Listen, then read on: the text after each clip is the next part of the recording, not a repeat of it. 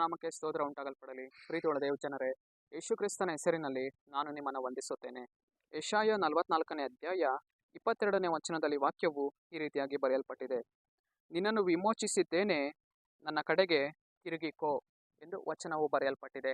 ಅಂದರೆ ಪ್ರೀತಿಯುಳ್ಳ ದೇವಜನರೇ, ಕರ್ತನ ಆತ್ಮನು ಈ ಮುಂಜಾನೆ ವೇಳೆಯಲ್ಲಿ ಆತನ ನಮ್ಮೊಟ್ಟಿಗೆ ಮಾತನಾಡುವವನಾಗಿದ್ದಾನೆ.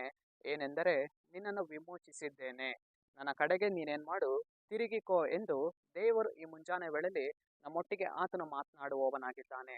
ಕರ್ತನು ನಮ್ಮನ್ನು ವಿಮೋಚನೆ ಮಾಡಿದ್ದಾನೆ. ಕರ್ತನು ನಮ್ಮನ್ನು ಬಿಡುಗಡೆ ಮಾಡಿದ್ದಾನೆ. ಪಾಪದಿಂದಲೂ, ದೋಷದಿಂದಲೂ, ಅಪರಾಧದ ಕಾರ್ಯಗಳಿಂದಲೂ ನಮ್ಮನ್ನು ಆತನ ಏನ್ ಮಾಡಿದ್ದಾನೆ, ವಿಮೋಚನೆ ಮಾಡಿದ್ದಾನೆ. ಒಂದು ಕಾಲದಲ್ಲಿ ನಾವು ದಾಸತ್ವದ ಮಾರ್ಗದಲ್ಲಿ ನಡೆದು ಹೋಗ್ತಾ ಇದ್ದೆವು, ಪಾಪದ ಮಾರ್ಗದಲ್ಲಿ ನಾವು ನಡೆದು ಹೋಗ್ತಾ ಇದ್ದೆವು. ಆ ಎಲ್ಲಾ ಕಾರ್ಯಗಳಿಂದ ದೇವರ ಆತ್ಮನು ನಮ್ಮನ್ನ ಏನ್ ಮಾಡಿದ್ದಾನೆ ಅಂದರೆ ವಿಮೋಚನೆ ಮಾಡಿದ್ದಾನೆ. ದಾಸತ್ವದ ನೊಗಗಳಿಂದ ದೇವರು ನಮ್ಮನ್ನು ವಿಮೋಚನೆ ಮಾಡಿದ್ದಾರೆ. ಆದುದರಿಂದ ನಾವೇನ್ ಮಾಡಬೇಕು, ಕರ್ತನ ಕಡೆಗೆ ನಮ್ಮ ಮುಖಗಳನ್ನು ತಿರುಗಿಸಬೇಕು, ಕರ್ತನ ಕಡೆಗೆ ನಮ್ಮ ಜೀವಿತಗಳನ್ನು ತಿರುಗಿಸಬೇಕು, ಕರ್ತನ ಕಡೆಗೆ ನಮ್ಮ ಕುಟುಂಬಗಳನ್ನು ತಿರುಗಿಸಬೇಕು.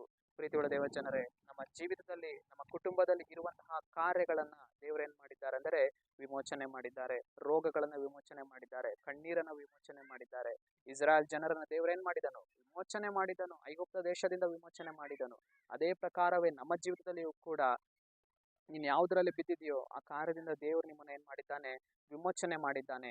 ಆದುದರಿಂದ ನಾವು ಕರ್ತನ ಕಡೆಗೆ ತಿರುಗಿಕೊಳ್ಳಬೇಕು, ನಮ್ಮ ಮುಖಗಳನ್ನ ಕರ್ತನ ಸನ್ನಿಧಾನದ ಕಡೆಗೆ ತಿರುಗಿಸಬೇಕು. ದೇವರೇ, ನೀನ್ ನನ್ನನ್ನ ಮರೆತು ಬಿಡದೆ, ಕರ್ತನೆ ನೀನ್ ನನ್ನ ದೋಷವನ್ನ ನಿನ್ನ ಮನಸ್ಸಿನಲ್ಲಿಡದೆ, ಕರ್ತನೆ ನೀನ್ ನನ್ನ ದ್ರೋಹವನ್ನ ನಿನ್ನ ನೆನಪಿನಲ್ಲಿಡದೆ, ದೇವರೇ ನನ್ನನ್ನ ವಿಮೋಚನೆ ಮಾಡಿದ್ಯಾ. ದಾಸತ್ವದಿಂದಲೂ, ಪಾಪದಿಂದಲೂ, ದ್ರೋಹಗಳಿಂದಲೂ ನನ್ನನ್ನು ವಿಮೋಚನೆ ಮಾಡಿದ್ಯಾ. ರೋಗದಿಂದ ವಿಮೋಚನೆ ಮಾಡಿದ್ಯಾ. ನಾನು ನಿನ್ನ ಕಡೆ ತಿರುಗ್ತೇನಪ್ಪ ಅಂತ ಹೇಳುವಾಗ ಕರ್ತನ ಪ್ರಸನ್ನತೆ ನಮ್ಮ ಜೀವಿತದಲ್ಲಿ ಅದೇನ್ ಮಾಡುವಂತದ್ದಾಗಿದೆ, ಕ್ರಿಯೆ ಮಾಡುವಂತದ್ದಾಗಿದೆ. ಕರ್ತನ ಅಭಿಷೇಕ ನಮ್ಮ ಜೀವಿತದಲ್ಲಿ ಕ್ರಿಯೆ ಮಾಡುವಂತದ್ದಾಗಿದೆ. ಆದುದರಿಂದ ವಿಮೋಚನೆ ಮಾಡಿದಂತಹ ದೇವರ ಕಡೆಗೆ ನಾವೇನ್ ಮಾಡೋಣ, ತಿರುಗಿಕೊಳ್ಳೋಣ. ಸರಿ, ನಾವು ಪ್ರಾರ್ಥಿಸಿಕೊಳ್ಳೋಣ. ಅಪ್ಪ ಕರ್ತನ ನಿಂಗೆ ಸ್ತೋತ್ರ ಸ್ವಾಮಿ. ಈ ಮುಂಜಾನೆ ವೇಳೆಯಲ್ಲಿ ದೇವರೇ, ಈ ವಾಕ್ಯ ಭಾಗ ಸಂದೇಶವನ್ನ ನೋಡ್ತಾ ಇರುವ ಜನಗಳು ನೀವು ಸಂಧಿಸ್ರಿ.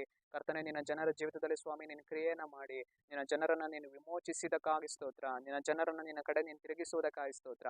ನಜರೇತಿನ ಯೇಸುವಿನ ನಾಮದಲ್ಲಿ ತಂದೆ ಆ ದೇವರೇ, ಆಮೆನ್.